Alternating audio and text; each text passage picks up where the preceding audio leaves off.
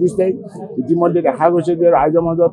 ব্যাপক এটা উৎসাহ উদ্দীপনা বাঢ়িছে যে নতুন বছৰ 2025 বৰ্ষটো আদৰাৰ নিমিত্তে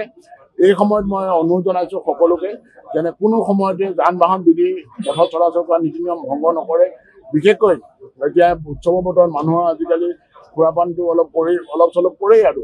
কিন্তু কথাটো হৈছে সুৰাপান কৰিব আমি বাধা নিদিওঁ কিন্তু সুৰাপান কৰি যাতে কোনো মুহূৰ্ততে গাড়ীখন নচলায় কাৰণ সুৰাপান কৰি তেওঁ যিটো ব্ৰেইনে কাম নকৰিব হয়তো যিকোনো সময়ত তেখেত দুৰ্ঘটনাগ্ৰস্ত হ'ব পাৰে বা তেখেতৰ দ্বাৰা সমাজখনৰ ক্ষতি হ'ব পাৰে আনকো দুৰ্ঘটনা কৰিব পাৰে গতিকে কোনো মুহূৰ্ততে যাতে সুৰাপান কৰি গাড়ী নচলায় মোবাইলত কথা পাতি গাড়ী নচলায় তীব্ৰ বেগত গাড়ী নচলায় সকলো সময়তে চিট বেল্ট পৰিধান কৰিহে গাড়ী চলায় ইত্যাদি যিবিলাক আমাৰ পথৰ সুৰক্ষাৰ নীতি নিয়ম এই নীতি নিয়মখিনি মানিয়ে পথত চলাচল কৰক আৰু অহাকালি আমাৰ জিলা প্ৰশাসন পুলিচ প্ৰশাসন পৰিবহণ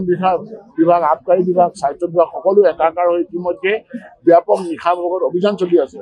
এতিয়া মই ৰাইজক অনুৰোধ জনাইছো কোনো যাতে এই অভিযানৰ কবলত নপৰে কাৰণ আপোনালোকে যদি সুৰাপান কৰি গাড়ী চলাই সেই অভিযানৰ কবলত পৰিব তেতিয়া যান বাহন বিধি 185 ধাৰা 10,000 টকা জৰিমনা হ'ব তেওঁ লাইচেন্সখন 6 মাহলৈ ছাছপেণ্ড হ'ব আৰু নিশা লৈ হ'ব লাগিব গতিকে আগত 2025 বৰ্ষটো আছে গতিকে কাইলৈ যদি আপোনাৰ এইটো পৰিণাম ভুগিবলগীয়া হয় গোটেই বছৰটো আপোনাৰ বেয়া যাব গতিকে সকলোকে অনুৰোধ জনাইছো যান বাহন চলোৱা ব্যক্তিসকলক চালকে হওক মালিকে হওক কোনো সময়তে তেওঁ নিচাযুক্ত দ্ৰব্য সেৱন কৰি সুৰাপান কৰি যাতে গাড়ী নচলায় মই অনুৰোধ জনাইছো আৰু কাইলৈ কালি এইখিনি আমাৰ ব্যাপক অভিযান থাকিব অহা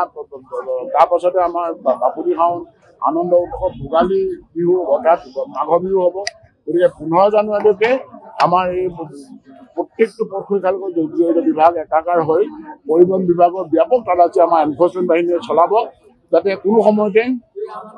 সুৰাপানী চালকৰ দ্বাৰা পথ দুৰ্ঘটনা সংঘটিত হ'ব নোৱাৰে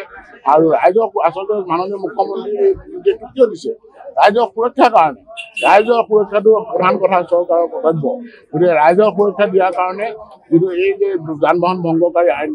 বিৰুদ্ধে যে ব্যৱস্থা ল'বলৈ নিৰ্দেশ দিছে যাতে এই যান বাহন আইন ভংগ কৰি ক'ৰবাত দুৰ্ঘটনাগ্ৰস্ত কৰি ৰাইজক ক্ষতি কৰিব নোৱাৰে বা ৰাইজক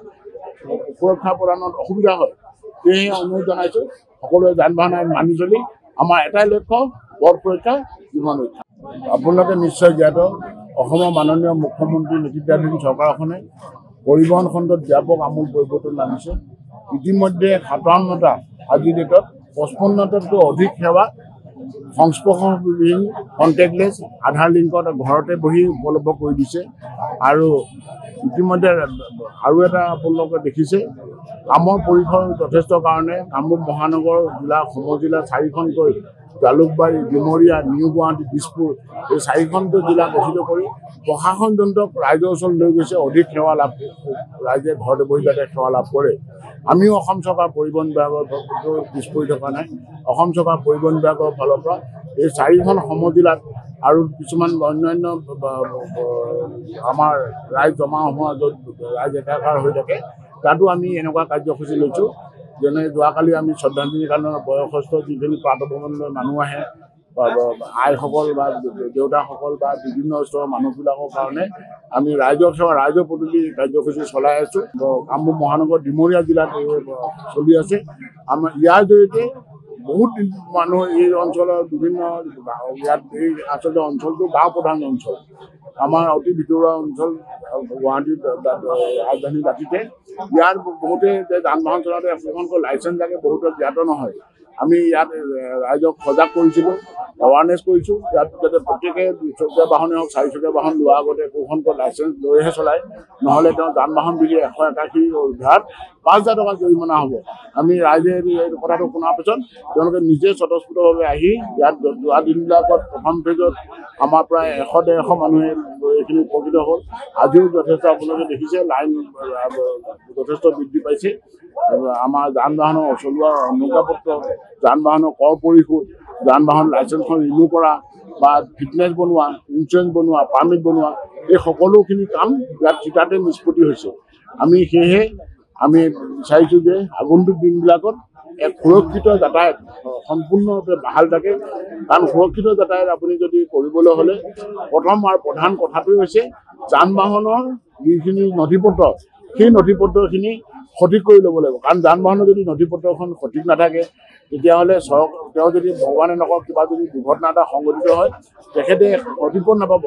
ইঞ্চুৰেঞ্চ ক্ষতিপূৰণ নাপাব, চৰকাৰৰ পৰাও কোনো ক্ষতিপূৰণ নাপাব। সেয়েহে প্ৰথম আৰু প্ৰধান দায়িত্বটোৱে হৈছে যান বাহন নথি পত্ৰবিলাক সঠিক কৰি লোৱা, কাৰণ যান বাহনৰ নথি পত্ৰবিলাক সঠিক থাকিলে আপুনি সুৰক্ষিত যাতায়াত সম্ভৱ হ'ব। আৰু এটা কথা মনত ৰাখিব লাগিব, নিজে সুৰক্ষিত থাকিলেহে আনকো সুৰক্ষা প্ৰদান কৰিব পাৰিব। সেইকাৰণে মই ৰাইজলৈ অনুৰোধ জনাইছোঁ, 31 ডিচেম্বৰ কাইলৈৰ ভিতৰত আপোনালোকৰ যান বাহনৰ নথি পত্ৰখিনি পৰীক্ষা কৰক,